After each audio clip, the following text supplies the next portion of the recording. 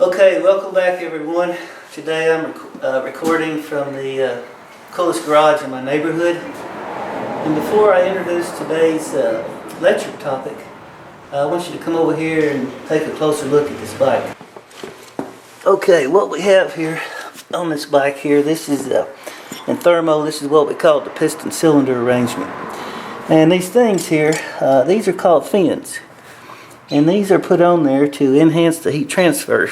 And that is the topic of today's lecture is fins. So as a mechanical engineer, some of the questions we ask ourselves is how thin do these fins need to be? Another question you might ask yourself is how many fins per inch would you need? Or the length of the fin. In other words, coming out away from the cylinder, how long do these fins need to be? There's an optimum length. Obviously, the longer you make the fins, you're going to add material, which is going to add cost. In addition, it's going to add weight to the bike.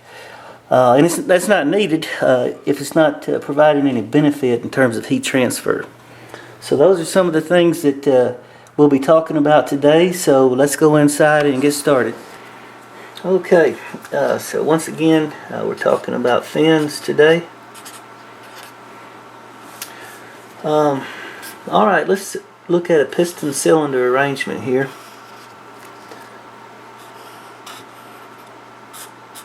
Maybe you have some combustion in this cylinder. We have some thickness here. So you know this cylinder is being cooled by convection. Now you know from Newton's law of cooling, it's being cooled by A, the surface area, the convection coefficient, times the temperature of the base, minus T infinity. Okay, Newton's law of cooling. So if you look at this problem, you say, well, how can we enhance or how can we increase the heat transfer, Q dot, from the cylinder? Well, the temperature of the base and T infinity are given. Okay, for example, the temperature of the atmosphere is what it is and we can't do anything about that. So the only way that we can change this problem would be to change these two parameters here. You can either increase A or increase H, your convection coefficient. So increasing H would require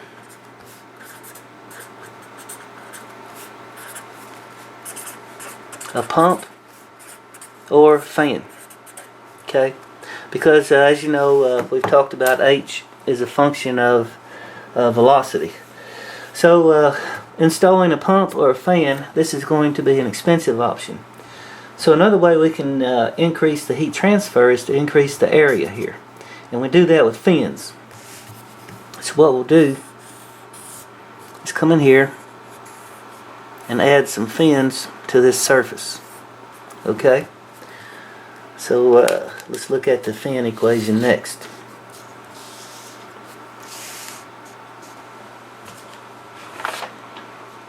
Yeah, and I forgot to tell you the usual assumptions here are steady. This is the usual assumptions with fins. Number two, no generation.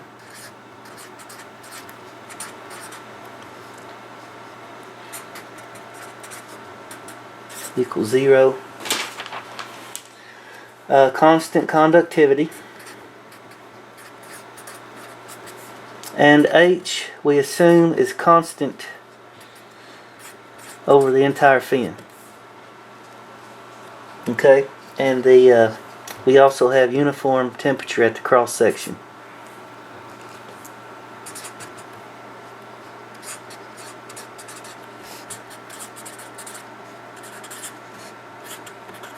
At the cross section.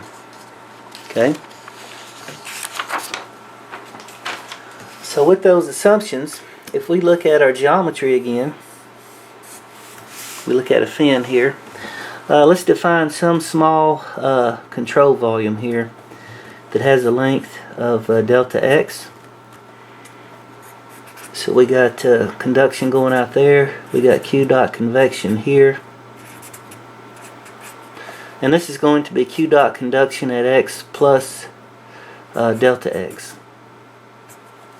And then coming in the back side here, we have Q dot due to conduction at X. Okay, so if we do an energy balance on this control volume, it's a steady problem.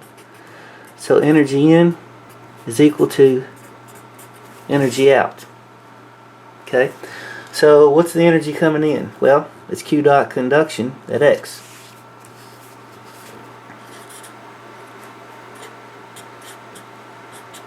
Okay, and that's equal to, what's the energy out?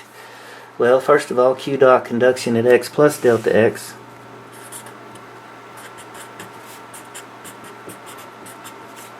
plus Q dot convection. Okay, so then we say, well, Q dot convection is just H times the area times your temperature gradient. Now the area will be delta X times P, the perimeter, top and bottom, times the temperature at the fin minus T infinity.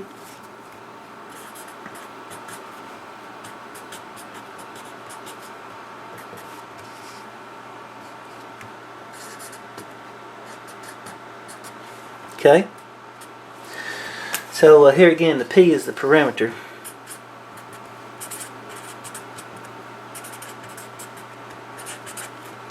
And that would be, that includes the top plus the bottom. Now what we will do is neglect the fin thickness, assuming that it's a thin fin.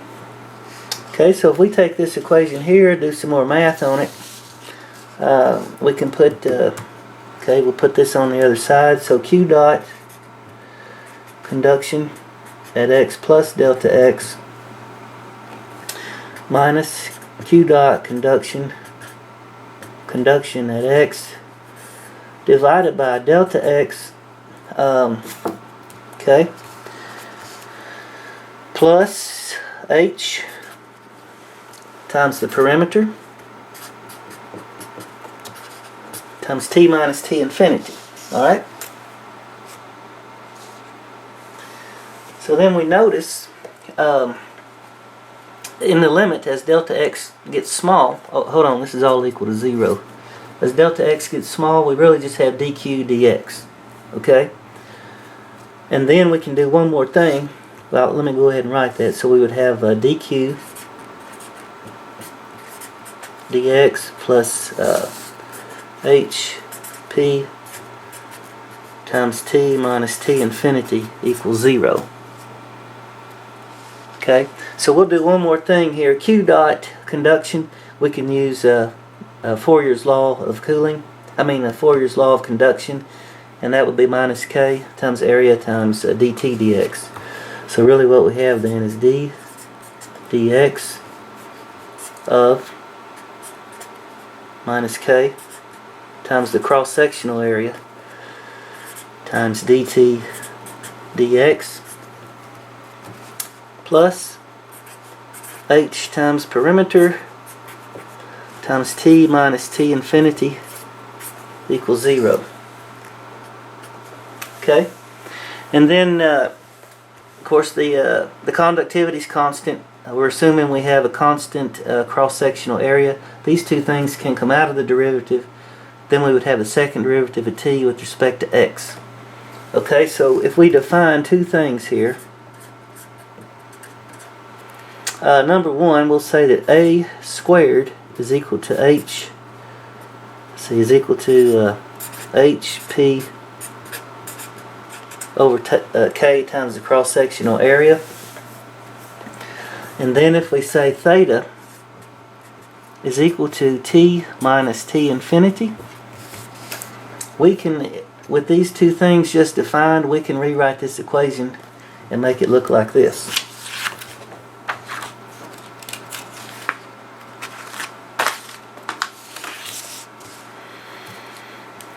Let's see here, it would be d theta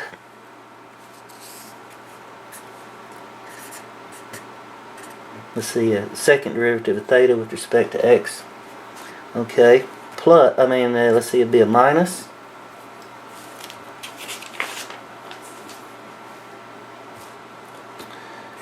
a squared times theta equals 0.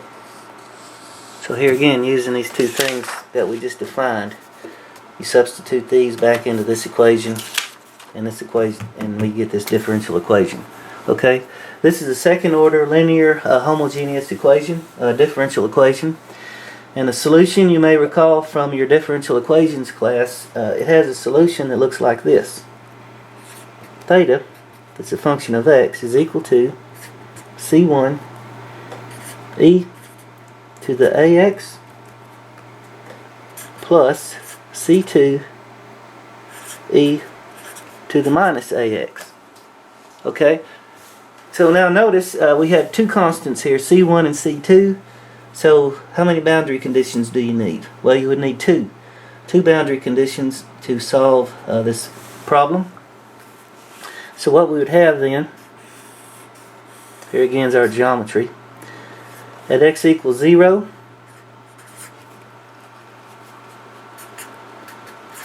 comma, the temperature is going to be the temperature of the base.